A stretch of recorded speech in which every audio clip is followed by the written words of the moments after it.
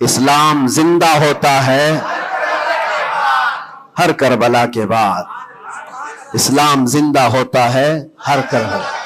جب بھی کبھی کسی کی قربانی ہوتی ہے تو وہ رائے گاہ نہیں جاتی, وہ برباد نہیں جاتی. اللہ تبارک و تعالیٰ کی ہزاروں لاکھوں حکمتیں پوشیدہ ہوتی ہیں. دنیا کو تو صرف اتنا نظر آتا ہے کہ امام حسین اور ان کے بچے میدان کربلا میں کاٹے گئے, مارے گئے, قتل کر دیے گئے, لیکن اس کے پیچھے کی حکمتیں یہ رب العالمین جانتا ہے. اور آج تک قوم اس کو سمجھ رہی ہے کہ اسلام میں جو آج ہریالی باقی ہے اس میں خون حسین کا کردار ہے. اور ہمارے ائمہ کرام بزرگان دین نے اس کو اپنے خون سے, اپنی محنتوں سے سینچا ہے. لہٰذا میرے عزیزو, آپ سب کو بھی کبھی یہ نروس ہونے کی ضرورت نہیں. میں گرفتار ہوا بھی اور واپس اسی جگہ پہنچا جہاں سے ہم آپ کو خطاب کیا کرتے تھے. ہزار لوگ یہ سوچتے تھے کہ منبر پر آپ دوبارہ نہیں کھڑے ہو سکتے. ہم نے ان سے یہی کہا تھا, میرا رب تبارک و تعالیٰ چاہے تو تمہاری گردن پہ بھی کھڑا کر دے گا. منبر پر ہی نہیں, جہاں وہ رب تعالیٰ چاہے کھڑا کر دے. اور جب تک اس پروردگار عالم کو منظور نہ ہو وہ اللہ تبارک و تعالیٰ ہمیں کنارے رکھتا ہے. یہ صحابہ اکرام, اولیاء کاملین سب کی تاریخ میں رہا ہے. آج بڑی خوشی ہے اس بات کی کہ ہم اسی مسجد میں واپس آپ کے ساتھ جمعہ ادا کر رہے ہیں. اس مسجد کی روحانیت اور اس کی نورانیت ہمیں واپس یہاں کھینچ لاتی ہے. کئی مہینوں کے سفر بھی ہوتے ہیں لیکن واپس اس مسجد میں آ جاتے ہیں. نہ جانے یہاں کے لوگوں کی دعائیں یا یہاں کا کیا تعلق ہے. عزیزان گرامی وقار, چند باتیں میں عرض یہ کرنا چاہوں گا کہ قوم کے اندر جو ایک نروس پن ہے, خوف ہے, جس کو دوسرے لفظوں میں اگر میں کہوں تو بزدلی ہے, کس وجہ سے قائم ہے, کس وجہ سے ہے؟ یہ ڈر اور خوف کا ماحول صرف اسی لیے ہے کہ ہر بندہ کمفرٹ زون میں جینا چاہتا ہے, آرام اور عیش کی زندگی میں جینا چاہتا ہے. ہر ایک نے اپنے اوپر دنیا اتنی لاد لی ہے, اپنے اوپر دنیا کو اتنا سوار کر لیا ہے کہ اس سے نکلنا اس کے لیے مشکل ہو جاتا ہے. اور اسی وجہ سے اللہ کے نبی صلی اللہ تعالی علیہ وسلم ارشاد فرماتے اپنے صحابہ کو بھی کہ جب تمہارے اندر بیل کی پونچھ پکڑ کر کے کھیتی باڑی کرنے کی عادت آ گئی اور تم گھوڑے کی پیٹھ چھوڑ چکے ہو تو سمجھ جانا کہ دوسری قومیں تم پر حکومت کرنے لگ جائیں گی. آج بیل کی پونچھ پکڑ کر کھیتی باڑی کرنے کا مطلب صرف یہ نہیں ہے کہ کسان بن جائے. سب کا حال یہ ہے کہ ہمیں دنیا جمع کرنا ہے, دنیا جمع کرنا ہے. اور اس دنیا جمع کرنے کے چکر میں اس کی پوری عمر ختم ہو جاتی ہے لیکن وہ حسرت پوری نہیں ہوتی, وہ حسرت پوری نہیں ہو پاتی. جتنی چیز کی تمہیں ضرورت تھی وہ تو حاصل ہو چکا تھا لیکن اس سے زیادہ کی طلب میں ہم بھاگتے ہی رہے, بھاگتے ہی رہے. ہم یہ نہیں کہتے کہ آپ گھر نہ بنائیں, ہم یہ نہیں کہتے کہ آپ اچھے کپڑے نہ پہنیں, سب کریں, لیکن کم از کم اس بات کا خیال رکھنا چاہیے کہ اس دنیا کی کمائی میں اور اس کی طلب میں کہیں ایسا نہ ہو کہ میرا دین چھوٹ جائے, ایسا نہ ہو کہ اللہ کے نبی صلی اللہ تعالی علیہ وسلم سے جو میری محبت ہے اس میں کمی آ جائے. یاد ہے آپ کو ایک حدیث پاک, اللہ کے حبیب صلی اللہ علیہ وسلم ارشاد فرماتے ہیں کہ مجھے میرے اس بات کا خوف نہیں ہے کہ میری امت مشرک ہو جائے گی, کافر ہو جائے گی. حضور پاک صلی اللہ علیہ وسلم فرماتے مجھے اس بات کا ڈر نہیں ستاتا کہ میری امت مشرک ہو جائے گی, کافر ہو جائے گی, مگر اس بات کا اندیشہ لگا رہتا ہے کہ میرے بعد تم پر دنیا پھیلا دی جائے گی اور دنیا سمیٹتے سمیٹتے تم اللہ اس کے رسول کو بھول جاؤ گے. آج وہ حالات ہیں میرے عزیزوں, سب کے وہی حالات ہیں. اکثر کی بات میں کہہ رہا ہوں, میں جب بھی کوئی گفتگو کروں تو اس کو میری فضیلت بیان کرنے پر محمول نہ کریں کہ میں اپنی بڑائی بیان کر رہا ہوں. میرے عزیزوں, ان حالات کو بھی ہم دیکھ کر کے آئے کہ اندر جانے کے بعد ایک چیز دماغ میں گونجتی تھی, کیا بتلاؤں میں نے کیا کیا دیکھا. کھوٹا سکہ چلتے دیکھا، الٹی گنگا بہتے دیکھا، چھوٹے چھوٹوں کی بات تو چھوڑو، بڑے بڑوں کو ننگا دیکھا، اور حالات تو وہاں کے ایسے، یہ ساری چیزیں سکھا دیتی ہیں۔ اور پھر اس بات کا خیال آتا ہے کہ امت آج کن مسائل میں گھری ہوئی ہے، جبکہ طوفان اندر انتظار میں ہے تباہی کے لیے۔ ہم جن مسائل میں گھرے ہوئے ہیں اس کو دیکھ کر کے پھر ڈر لگتا ہے۔ علماء کے مسائل، پیران اعظام کے مسائل، جماعتوں کے مسائل، چھوٹی چھوٹی باتوں پر ہم کورٹ کچہری کے چکر کاٹتے رہتے ہیں، مسجدوں کے مسائل، لیکن جبکہ دشمن نے کہاں سے کہاں تک تمہارے لیے منصوبے بنائے ہیں۔ حیرت ہوتی ہے میرے عزیزو۔ پھر وہ محاورہ ہے یا تاریخ ہے مجھے پتا نہیں، لیکن ایک بات لگتی ہے کہ بغداد پر ہلاکو جب حملہ کرنے آیا تھا تو اس وقت سنا کہ علماء چھوٹی چھوٹی چیزوں میں بحث مباحثے میں مبتلا تھے، جبکہ قوم کو انہیں اس بات کے لیے تیار رکھنا چاہیے تھا کہ ایک ظالم قوم تم پر حملہ آور ہے، اس کے مقابلے کے لیے کھڑے رہو۔ آج میں یہی کہنا چاہتا ہوں میرے عزیزو، چھوٹے مسائل کو درکنار ایک جگہ رکھو۔ امت مصطفیٰ آج جس قسم پرسی کی حالت میں ہے، جب نبی پاک صلی اللہ تعالی علیہ وسلم کی عزت پر حملے ہیں تو پھر تمہاری عزت کہاں خاک میں رہنے والی ہے؟ ہماری اپنی عزت کی بچانے کی کیا فکر کرنی ہے آپ کو؟ پوری دنیا کا حال یہ ہے۔ پہلے تو ایک مسلمان کی بات میں آپ کو بتاؤں، فرانس جیسا پاورفل ملک، بہت ہی مضبوط کنٹری، 100 سال پہلے کی بات بتا رہا ہوں، نبی پاک صلی اللہ تعالی علیہ وسلم کی شان میں وہ کوئی گھناؤنی یا گستاخانہ انداز کی فلم ریلیز کرنا چاہتے تھے، یا پھر کسی طرح سے مذاق مسخرے والے کام کے ذریعے سے میرے آقا صلی اللہ علیہ وسلم کو نشانہ بنانا چاہتے تھے، اور اس بات کو وہ اپنی آزادی رائے اور اپنی خیال کی آزادی کو بتاتے ہیں۔ اس زمانے میں سلطان عبد الحمید تھے، اور ترکی کے وہ آخری خلیفہ سلطان عبد الحمید، صرف انہوں نے ایک اسٹیٹمنٹ دیا تھا فرانس کو کہ باز آ جاؤ یہ تمام چیزیں کرنے سے، ورنہ پوری دنیا لا کر میں تمہارے سر پہ پھوڑ دوں گا۔ صرف اتنا جملہ تھا میرے عزیزو۔ آج تک وہ نہ فلم ریلیز ہوئی اور نہ ہی فرانس اس چیز پر آیا، لیکن اب تو حالات بدل گئے۔ اب تو حالات ایسے بدلے کہ ہزاروں نہیں، لاکھوں نہیں، کروڑوں کی تعداد میں ہم موجود ہیں، اور پھر اسلامی ممالک کے نام پر پوری دنیا میں کتنے ملک ہیں؟ 57 ممالک اسلامی کہلاتے ہیں، لیکن کس کو فکر ہے میرے مصطفیٰ کریم صلی اللہ تعالی علیہ وسلم کی عزت پر جب حملے ہوتے ہیں؟ اور یہ تمام حالات جب اپنا درد کا میں اظہار کرتا ہوں تو پھر لوگوں کو یہ لگتا ہے کہ یہ بھڑکاتے ہیں، اکساتے ہیں۔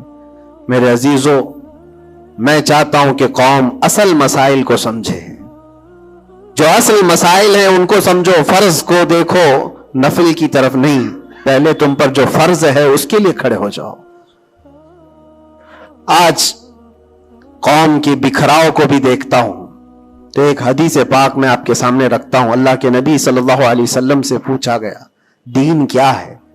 میرے آقا صلی اللہ علیہ وسلم فرماتے ہیں الدین النصیحہ، دین خیر خواہی کرنے کا نام ہے، ہر ایک کے ساتھ اچھا برتاؤ۔ پھر پوچھا قلنا لمن یا رسول اللہ صلی اللہ علیہ وسلم، اے اللہ کے رسول کس کے لیے خیر خواہی کرنے کا نام دین ہے؟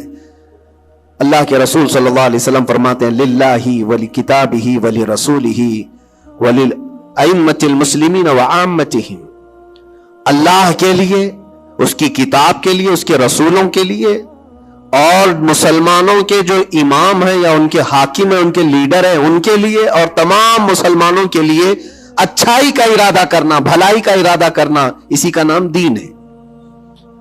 دین کو اللہ کے نبی صلی اللہ تعالی علیہ وسلم نے ان تمام چیزوں کے ساتھ لگا کر کے آپ کو بیان فرمایا، اور آج میں اس میں سے ایک ٹکڑا ہی اگر بیان کروں کہ الدین النصیحہ لائمۃ المسلمین وعامتہم، مسلمانوں کے امام، مسلمانوں کے جو لیڈر ہیں ان کے لیے اور عام مسلمانوں کے لیے خیر خواہی کرنے کا نام دین ہے۔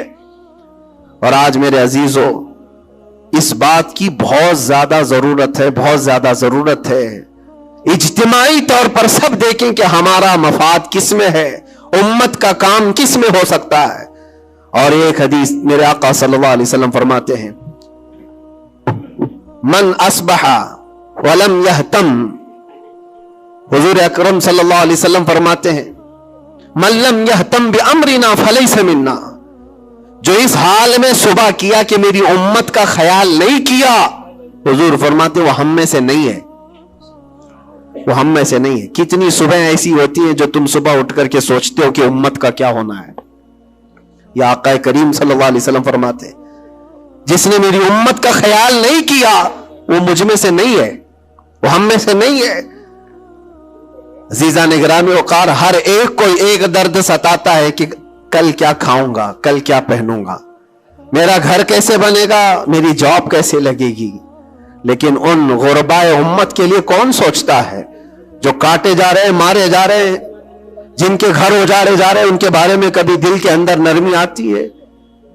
اگر تمام مسلمانوں کے دلوں کے اندر یہ نرمی اور یہ رحم ہوتا تو میرے عزیزو حالات ایسے نہیں ہوتے تھے، حالات ایسے نہیں ہوتے۔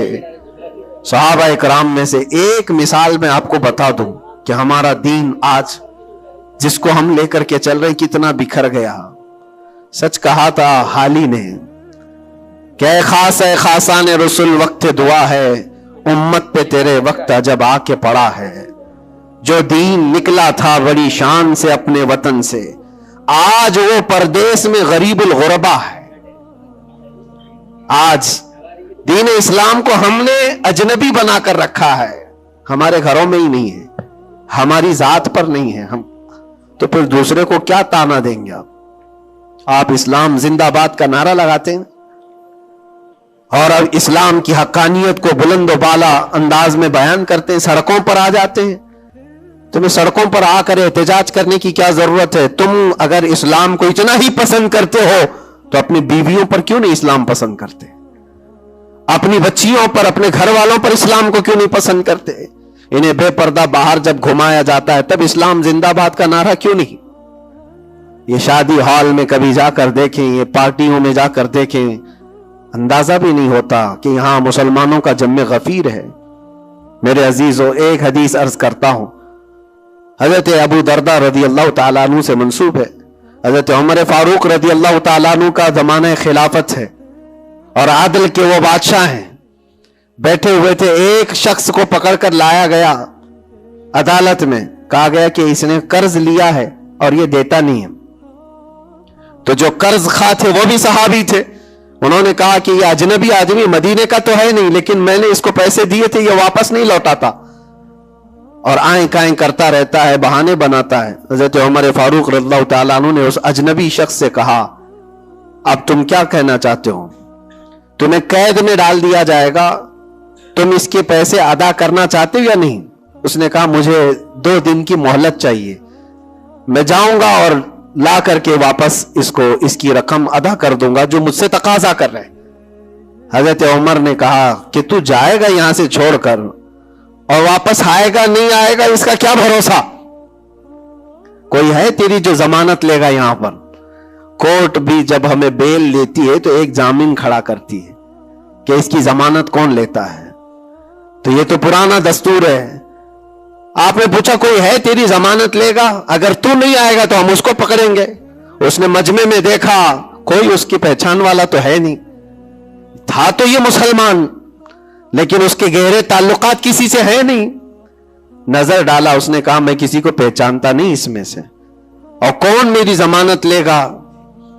صحابہ اکرام بیٹھے ہوئے تھے، سب تو جانتے ہیں کہ ایک اجنبی ہے اور بھاگ گیا تو آئے گا نہیں، لیکن اس کے باوجود ایک صحابی ہیں حضرت ابو دردہ، کھڑے ہوتے ہیں، کہتے ہیں امیر المومنین میں اس کی ضمانت لیتا ہوں، میں اس کی ضمانت دیتا ہوں۔ کہا تم جانتے ہو اس کو؟ کہا جانتا تو نہیں، اتنا ہے کہ یہ مسلمان ہے، اتنا ہے کہ میرے آقا صلی اللہ تعالی علیہ وسلم کا غلام ہے۔ کہا کہ اگر یہ واپس 2 دن کے اندر نہیں آیا تو ابو دردہ نے کہا امیر المومنین آپ مجھے گرفتار کر سکتے ہیں، میں اس کی جگہ پر قید میں چلا جاؤں گا۔ تو آپ نے لکھوا دیا اور اس شخص کو چھوڑ دیا، جاؤ 2 دن کا تمہارے پاس ٹائم ہے، لوٹ آ جاؤ۔ وہ چلا گیا۔ لوگوں میں تو یہی مشہور تھا، ایک بار جو چھوٹ گیا وہ عدالت سے واپس کہاں آتا ہے، کب وہ کسی کے شکنجے میں آئے گا۔ 2 دن کا وقت گزر گیا اور شام ہو گئی، وہ آیا نہیں۔ مغرب کا وقت تھا، اس سے پہلے امیر المومنین نے کہلا بھیجا کہ ابو درداء سے کہو کہ اپنی گرفتاری دے دے، جس کی وہ ضمانت لیا تھا وہ آیا نہیں ہے۔ عدالت پھر سے لگی، قرض خواہ جنہوں نے قرض دیا تھا وہ بھی تھے، اور حضرت ابو درداء کو لایا گیا، کہا کہ میں تیار ہوں۔ وہ نہیں آیا، لیکن ابھی عدالت ختم ہونے سے پہلے دیکھا کہ وہ شخص واپس لوٹ آیا، مال بھی لے کر کے آیا، اور کہا کہ امیر المومنین مجھے تاخیر ہو گئی، میں معافی چاہتا ہوں، راستہ ایسا تھا ویسا تھا، لیکن میں لوٹ آیا اور جس کی امانت ہے وہ واپس کرتا ہوں۔ حضرت عمر فاروق رضی اللہ تعالیٰ عنہ نے فرمایا ٹھیک ہے، جس کا قرض ہے، جس کے تم نے لیے تھے اس کو لوٹا دو۔ اس نے جب وہ قرض خواہ جو صحابی تھے ان کو لوٹانے کی بات کی کہ آپ کی امانت آپ لے لیں، تو وہ کھڑے ہوئے اور کہا کہ میں معاف کر دیتا ہوں، جو تو نے لیا تھا اس کو میں نے معاف کر دیا، جاؤ۔ تو حضرت عمر فاروق رضی اللہ تعالیٰ عنہ فرماتے ہیں کہ پھر یہ مجلس دیکھی تو اس اجنبی شخص سے پوچھا تو چاہتا تو بھاگ جاتا، تو چھوڑ کر چلا جاتا، واپس نہیں آتا تو کون پکڑ کر لاتا، تو کس علاقے کا ہے یا کہاں جاتا، واپس کیوں آیا؟ جانتے ہو اس نے کیا جواب دیا؟ امیر المومنین آپ سچ کہہ رہے ہیں، میں ایسی جگہ چلا جاتا جہاں سے لوگ مجھے پکڑ کر نہ لاتے، تھوڑی سی رقم ضرور تھی، میں بچا کر کے چلا جاتا، لیکن دل میں یہ خیال آیا کل کو دنیا یہ کہے گی رسول اللہ کے غلام دھوکے باز ہوتے ہیں، کہیں اللہ کے نبی صلی اللہ تعالی علیہ وسلم کے اوپر کوئی انگلی نہ اٹھائے کہ حضور کا غلام ایک مسلمان دھوکہ دیتا ہے۔ اس لیے میں واپس لوٹ آیا، میرے لیے دنیا حقیر ہے، میرے مصطفیٰ کی نسبت بہت بلند ہے۔ امیر المومنین نے ابو درداء سے پوچھا کہ اے ابو درداء، تم ایک اجنبی شخص کی ضمانت لینے کو تیار ہو گئے، تمہارے اندر کیا جذبہ آ گیا ایسا؟ ابو درداء نے کہا امیر المومنین میں نے دیکھا یہاں پر حالات ایسے کہ اس کو پہچاننے والا کوئی نہیں، اور اگر ہم میں سے کوئی بھی نہیں اٹھتا تو یہ شخص اور اس کے بعد آنے والی قوم یہ کہتی حضور پاک صلی اللہ علیہ وسلم کے غلاموں میں مدد کرنے کا جذبہ ختم ہو گیا ہے، نبی پاک صلی اللہ تعالی علیہ وسلم کے غلاموں میں مدد کرنے کا جذبہ چلا گیا، کوئی اگر یہ تانا مارتا، اس لیے میں کھڑا ہو گیا۔ زیادہ سے زیادہ کیا ہوتا کہ میں قید میں چلا جاتا، لیکن میرے نبی کی ذات پر کوئی انگلی تو نہیں اٹھا سکتا۔ حضرت امیر المومنین نے اس صحابی سے پوچھا تم نے قرضہ معاف کیوں کر دیا؟ اور عدالت میں مقدمہ کیا تھا، معاف کرنا تھا تو پہلے کر دیتے۔ آپ نے کہا کہ میں اس کو پہلے پہچانتا نہیں تھا، لیکن یہ جب 2 دن کا موقع لے کر گیا بھی اور واپس لوٹ آیا بھی، تو امیر المومنین میرا تو یہ حق بنتا ہے کہ میں اس مسلمان کا قرض معاف کر دوں، اس لیے کہ میرے دل میں بھی یہ خیال آیا کہ اگر میں معاف نہ کرتا تو کل کو دنیا یہ کہتی کہ رسول اللہ کے غلاموں میں معاف کرنے کا جذبہ بھی چلا گیا۔ یہ ہے پورا دین، یہ ہے پورا دین، ایک دوسرے کو معاف کرنے کا جذبہ، ایک دوسرے کی مدد کرنے کا جذبہ، اور وعدے کو مکمل کرنے کا جذبہ، یہ کل ملا کر کے دین بنتا ہے۔ عزیزان گرامی وقار، آج جن حالات سے ہم گزر رہے ہیں، ہمارے درمیان نفرتوں کی دیواریں کھڑی ہیں، ایک دوسرے کو سلام کرنے سے بھی کتراتے ہیں، جبکہ مسجد کی صفوں میں شانے سے شانہ لگا کر کھڑے ہوتے ہیں۔ پھر وہ کون سا جذبہ ہے جو مر گیا ہے یا ختم ہونے کو آ گیا ہے؟ زندہ کرو۔ ہم اس نبی پاک صلی اللہ تعالی علیہ وسلم کی امت میں ہیں، اس نبی پاک صلی اللہ تعالی علیہ وسلم کی امت ہے جہاں ہماری جان جا رہی ہو لیکن میرے پڑوس میں کوئی پیاسا ہو تو ہم پانی نہ پی کر اسے پانی پلا دیتے ہیں۔ ہماری یہ تاریخ رہی ہے کہ نہیں رہی ہے؟ صحابہ اکرام کی یہ تاریخ ہے۔ مدینہ طیبہ کو جا کر دیکھ لینا، نبی پاک صلی اللہ تعالی علیہ وسلم کے اس پاک زندگی میں ایسا بھی تھا کہ ایک صحابی کے گھر گوشت کا تحفہ آیا, بھنا ہوا گوشت تھا, کسی نے دیا, انہوں نے یہ سوچ کر کے بغل میں دے دیا مجھ سے زیادہ بھوکے میرے پڑوسی ہیں. پڑوسی نے یہ سوچا مجھ سے زیادہ میرا پڑوسی بھوکا ہے. وہ گوشت کی بھنی ہوئی سری بکری کی مدینے میں ایک رات میں سب گھروں میں گھومتی گھومتی اسی پہلے صحابی کے گھر آ گئی. ہر ایک کو یہ خیال تھا مجھ سے زیادہ حق اس کا ہے, ہر ایک کو یہ خیال تھا مجھ سے زیادہ اس کا حق ہے. عزیزان گرامی وقار, آج جو حالات ہیں وہ بہت بدلے ہوئے لگتے ہیں, بہت بدلے ہوئے لگتے ہیں کہ ہر ایک کو یہ لگتا ہے سب سے زیادہ حقدار میں ہوں, مجھ پر ہی رحم ہونا چاہیے, میری مدد ہونی چاہیے, دوسرے کی ہو یا نہ ہو. یہ تمام باتیں صرف اس لیے کہہ رہا ہوں کہ ائمۃ المسلمین اور عامتہم جو حدیث پاک میں آیا ہے, مسلمانوں کے امام, مسلمانوں کے لیڈر, ان کے بارے میں خیر خواہی کرنا یہ بھی دین ہے. اور آج تو جن حالات کو دیکھ رہے ہیں ہم, الیکشن کا ماحول ہے, ہر ایک کی نظر لوگوں کے صرف ووٹ پر لگی ہوئی ہے, اور پھر اس کے بعد پتہ نہیں 5 سال تک تو ڈھونڈتے رہو پتہ بھی نہیں ملتا. لیکن ان حالات میں مسلمانوں کو یہ چاہیے کہ وہ اپنے حق رائے دہی کا پورا استعمال کریں. تمہارے کچھ حقوق ہوتے ہیں, تمہارے بھی کچھ مطالبے ہونے چاہیے.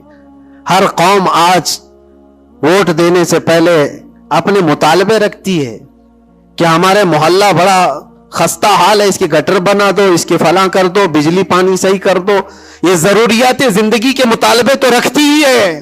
مسلمانوں کے مطالبے کہاں چلے گئے؟ ہمارے حقوق کے بارے میں کبھی بات کیوں نہیں رکھی جاتی؟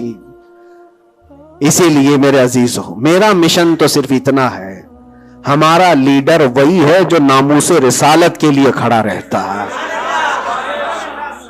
ہم اس کو لیڈر بھی مانتے ہیں جو میرے پاقا صلی اللہ تعالی علیہ وسلم کی عزت کے لیے کھڑا رہے. اس لیے کہ میرے عزیزوں, ہمارا پورا ایمان یہی ہے, ہمارا پورا ایمان یہی ہے. اور آپ کو پتا ہے محمد کی محبت دین حق کی شرط اول ہے, اسی میں ہو اگر خامی تو سب کچھ نامکمل ہے. اور اگر تم نبی پاک صلی اللہ تعالی علیہ وسلم کی محبت اور ان کی عظمت کے لیے کھڑے ہو گئے تو دنیا یوں ہی سنور جائے گی. آپ کو پتا ہے ڈاکٹر اقبال نے کیا ایک بہت پیارا حل دیا تھا ہمیں, بہت پیارا حل ہے. مسائل تو بہت ہیں, ہم بھی چاہتے ہیں ہمارے لیڈروں کے پاس رکھیں. ہماری ایجوکیشن کے مسائل ہیں, ہمارے گھر بار کے, ڈرینیج کے, روڈ کے, لائٹ کے, پانی کے, بہت سارے مسائل ہیں. اس کے علاوہ غربت کے مسائل, جاب لیس نوجوانوں کے مسائل, بہت ساری چیزیں, کیا کیا مسئلے رکھے. اور پھر قوم کے اندر جو خرابیاں آئی ہیں وہ تو ایک پہاڑ کے برابر ہیں. ہر دوسرا تیسرا نشے کا عادی ہے, ہر دوسرا تیسرا اخلاق سے گرا ہوا ہے. یہ تمام معاملات, عورتوں میں بے حیائی, نوجوانوں میں نشہ کی عادت, یہ تمام چیزیں دیکھ دیکھ کر ہم سوچتے ہیں کن کن مسئلوں پر بات کریں اور کس کس چیز کا علاج کرنے کے لیے نکلیں.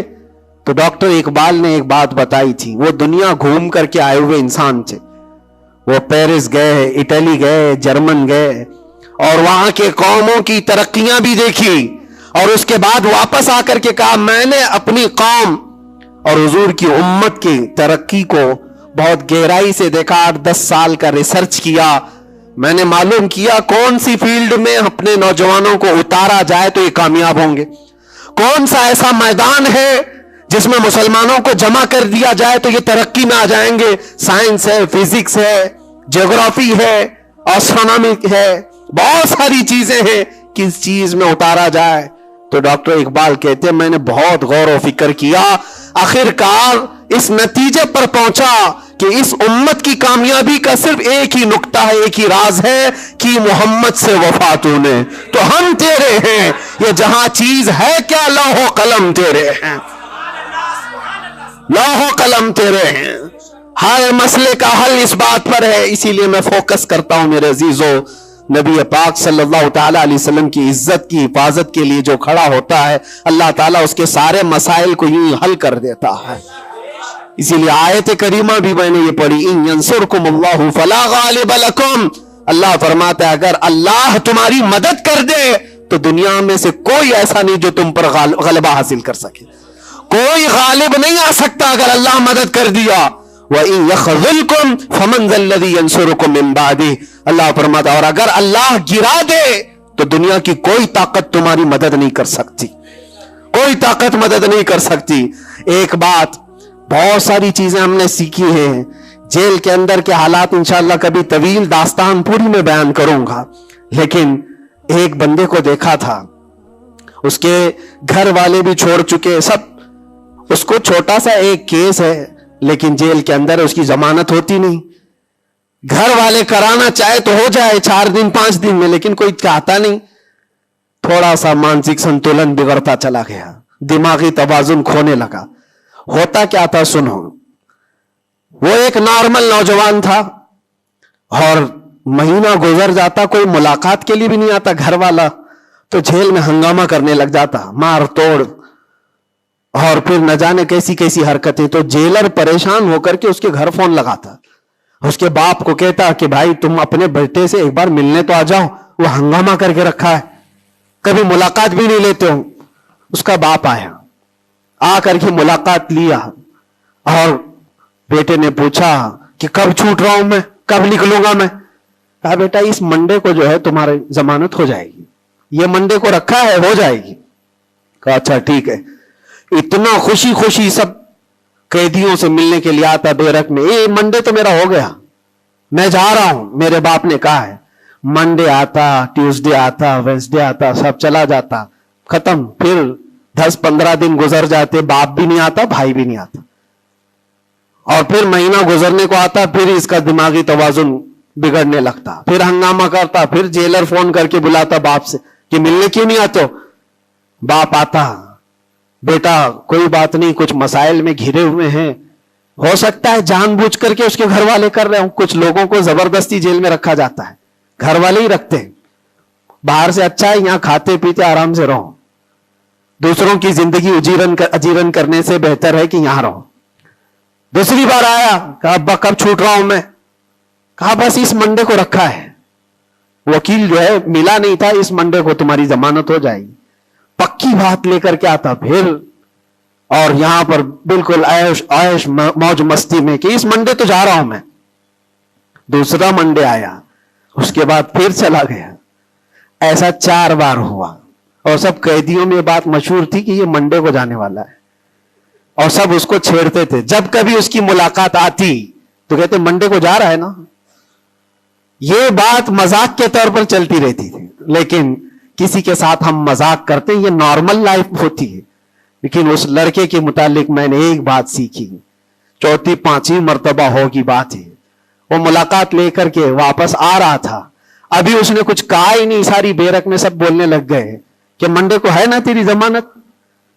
تو اتنا چڑ گیا، کیا پتا اس کو بہت ہرٹ ہوا، تکلیف ہوئی، اس نے گرج کر کے چیخ چیخ کر کے کہا، گالی دے کر کے کہا قیدیوں کو کہ تم سب گھرے ہوئے لوگوں ایک بات میری سن لو، خدا جس دن میرا لکھ دے، جس دن لکھ دے، اس دن سب کے منہ تمہارے کالے ہوں گے اور کوئی مجھے دروازے میں اندر نہیں رکھ سکتا۔ جس دن میرے چھوٹنے کا وہاں سے آ جائے پروانہ لکھا ہوا کہ یہ دن یہ بندہ چھوٹنے والا ہے، اس کے بعد وہ کہتا ہے مجھے یہاں کا پرائم منسٹر بھی نہیں روک سکتا۔